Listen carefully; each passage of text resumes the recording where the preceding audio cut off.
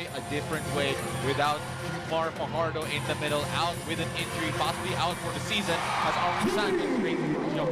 Well, I'm just not used to seeing But unable to get their first bucket. Now without Jumar, they have to play in a different way as Arwin Santos gets second of the night. And for Coach Leo, easy adjustment because they played for a certain way for the past 6 or so years. Has a great interception there by Arwin Santos. Right there with Romeo for an easy bucket.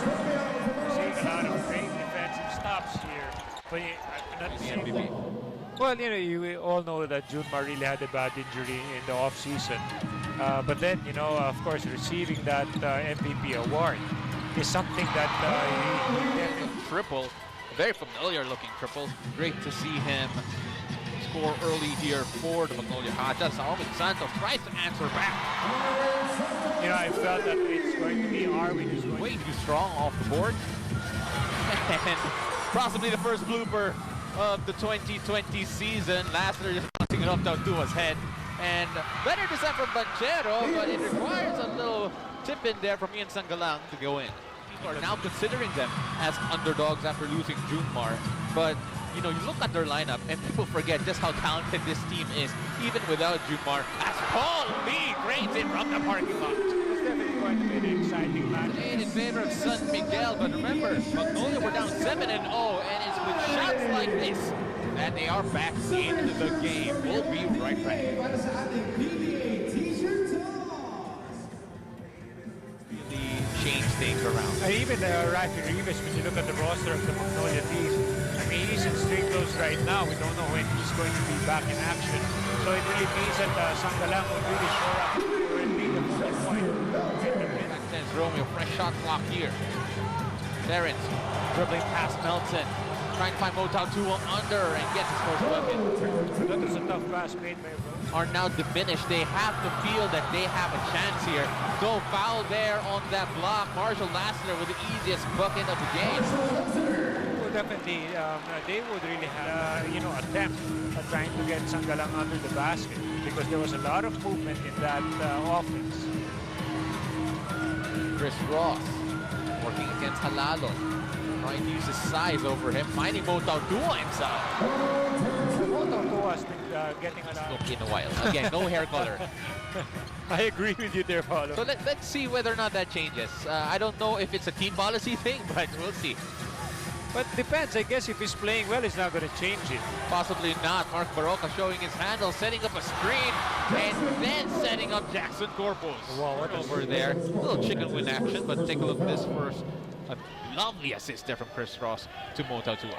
Know just how long they'll be out, but just like that, the Magnolia Hotshots are a bit shorter as Paul Zamar drains the triple.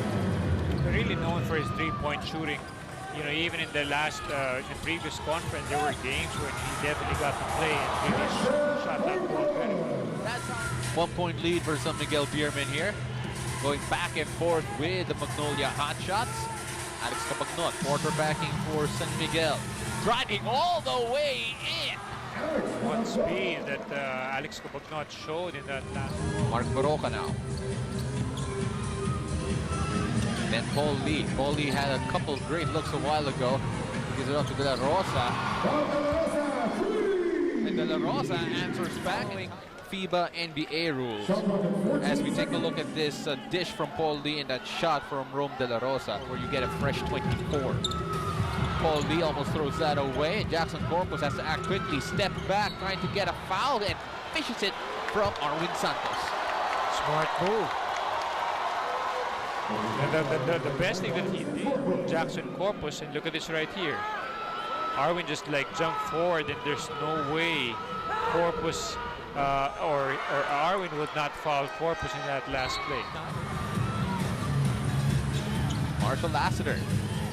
Now Motautua driving all the way for the layup. Well, that's what happens because Corpus fell. Corpus are not afraid to shoot, and he gets the shooter's bounce. Well, he did the right thing. He was open. He was trailing after that initial by the guy who just came played his first game for the Magnolia team. Tied up at 25, 11 points already for Jackson Corpus, but Otao Tuang muscling his way inside. Terrence Romeo checks in for San Miguel. It was Justin Melton for the Magnolia Hotshots. That three-guard lineup again for Magnolia, and Paul Lee finds a way to score despite getting hacked in the face. Well, he just is so quick to Crafty veteran. And he does a lot of scoring for Magnolia, and it doesn't seem like it goes away as Marshall Laster drives all the way in himself. You know that he is such a great three-point shooter. You definitely have to extend out every time he has that ball, forcing Marshall to drive in the lane. System there from Sangalang, but offensive rebound from De La Rosa, block from Arwin Santos.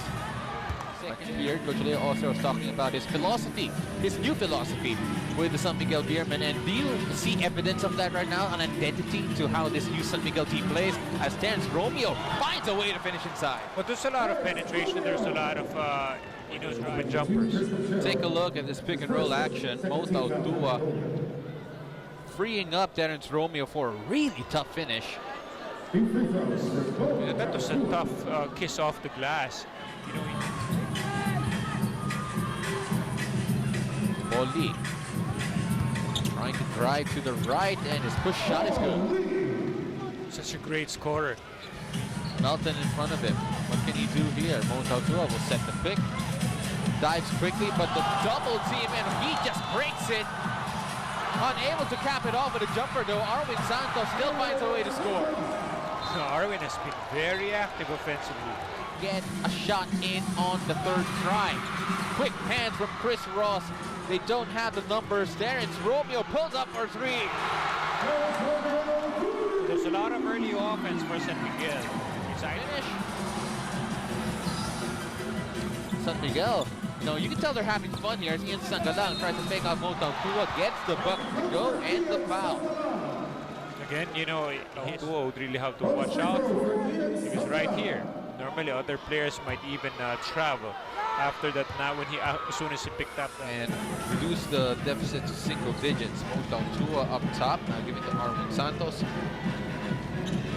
Chris Ross quarterbacking here. We're also seeing Von Pesumal for the first time. Marshall Laster, turnaround jumper off the bank from a very tough angle. Jumpers right there. Take a look at that. And boy, you were right. And off the board as well. It's probably the toughest way you can score from that angle. Well, from that angle there. Yeah, with the 10-point lead here, Magnolia will try to trim that down before halftime. Sangalang now working on Otao Tua. He scored just a possession ago. Can't do it this time. But quick hands there from Mark Baroka. Still can't finish. Jackson Corpus now finds Sangalang inside, but 3 times unable to score, but they'll go. For a while there, we thought that Magnolia would see, look at the battle under the basket. 1 point to his name so far, but has been running this San Miguel offense well. Marshall Laster operating against Mark Baroka, gets him off his feet, turns around and scores. Those are tough moves right there. You know what, you mentioned it a while ago, how quickly they're doing those drop passes, how quickly they're playing, and steals just like that. Chris Ross able to salvage it, and Arwin Santos pulling up with a jumper for the first 2 points of the third quarter. That was Magnolia again still trying to find their rhythm here. Another turnover for Magnolia. 2 already in the third quarter. Marshall Laster pulls up for a jumper. That one's good. San Miguel has just so many weapons here. Another bad pass there from Magnolia. By my count, that's already 3 turnovers from Magnolia. And Marshall Lassiter gets the shooter's bounce. And cue a timeout from the Magnolia Hotshots Pambansang Manok San Miguel. Magnolia Hotshots Pambansang Manok. Take a look at the shot from beyond the arc. Marshall Lassiter. This timeout for a team of Magnolia here in this game. Well, only 2 points in the third quarter so far from Magnolia. Now, can Ian Sangalang add on to that? Yes, he can. where they need that Ian Sanggalang would definitely can take, but that's something that you don't really want for Ian Sanggalang at this stage because you really want him to go inside. But Alex Kapagnon Pushing it on the pick and roll. The good thing about this lineup is they're short guys or they're pointer guards can get guard a bigger player of Magnolia and vice versa. Like Tautoa can guard the short. Talk about defense, I don't think they'll have a hard time because if you really want to look at the rest of the league, unless Greg Slaughter comes to play, you know, and shows up, then definitely that's going to be another advantage on height. Mark Baroka now.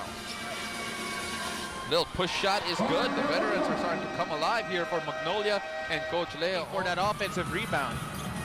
Trying to move things around now. It's Ian Sanggalang. Jackson Corpus inside. Strong finish against Escoto. But you can see the way San Miguel really hustles for those offensive rebounds and those loose balls, and winning in that category, I think they have a good chance of getting back. And Gio Halalon. San Miguel led by as much as 21 earlier in the game, but Magnolia have been turning it up defensively. And Terrence Romeo was in his bag for that one. Now one-on-one with Halalon. Here we go. Dancing with Halalon. Talk about Terrence Romeo. Step back jumper is good. That's what the fans really love. Between him and Terrence Romeo. Take a look at this. First, Terrence Romeo puts him in a spin cycle and a tough finish inside. And later on, trying to torture Gio Halalon again with a step back jumper.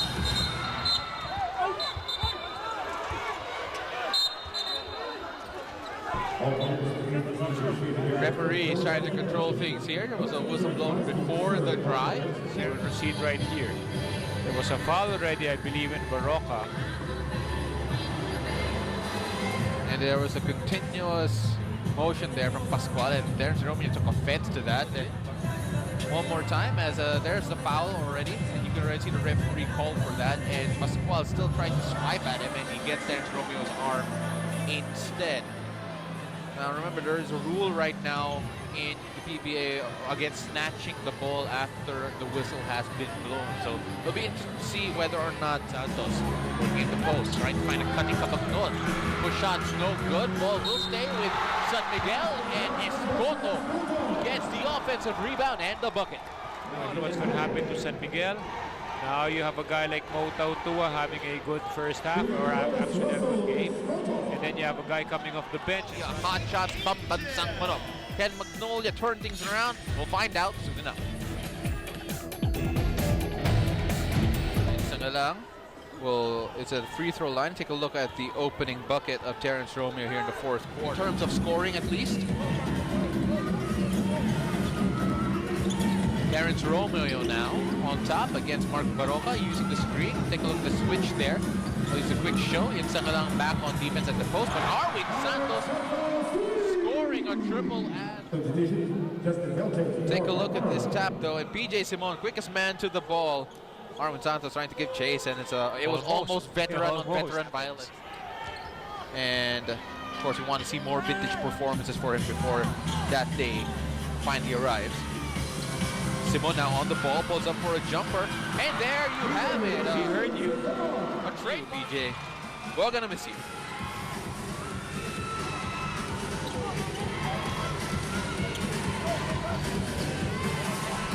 Terrence Romeo now with a pick and roll with Mo Tautua. That has been a dangerous weapon for the role of Mo Tautua.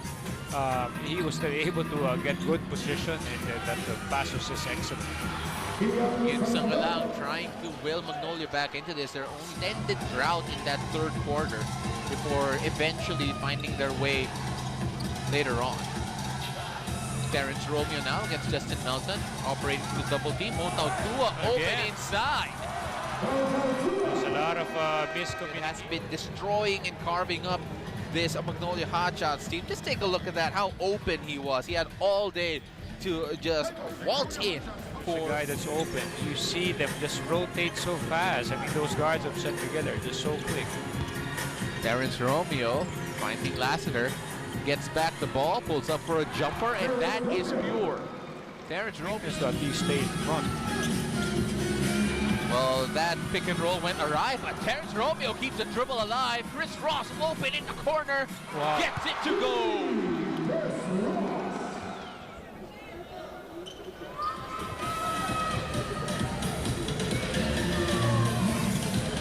Lee pulls up for three. That is good. That's a big bucket there for Magnolia. Take a look at this as Terrence Romeo putting on the show with that step back jumper. The gather and the step back from street to street. You know, that'd be very interesting to review over and over again to count how many steps he actually had. I think it doesn't see, that's something that's being done by a lot of players now. You know, after they pick up the ball, they just make an extra step already. So it looks like all these step back moves and even those Euro steps that the player uses nowadays. Well, it was Marshall Lassler in the PBA. Terrence Romeo finding Motao Tua inside. Again, they've been operating so well on the pick and roll. Despite not having Jumar Fajardo and almost throwing the ball away there. But San Miguel still managed to keep it in their own possession. And Terrence Romeo. Well, with the way San Miguel is playing right now, is they're really taking advantage of all their strengths. So whoever's left in that lineup, you know, their guards, of course, Romeo is one of them. Then you have all those guys, and that guy who just hit that three-point shot, Arwin Santos. Picked up by San Miguel after his initial draft rights weren't picked up after the 2019 PBA draft, and that should do it here as San Miguel will just walk off the time from Magnolia. Back to the drawing board for them, or was this just a really off game? I think this is just an off game. Just really a great two-man game attack that they've been doing.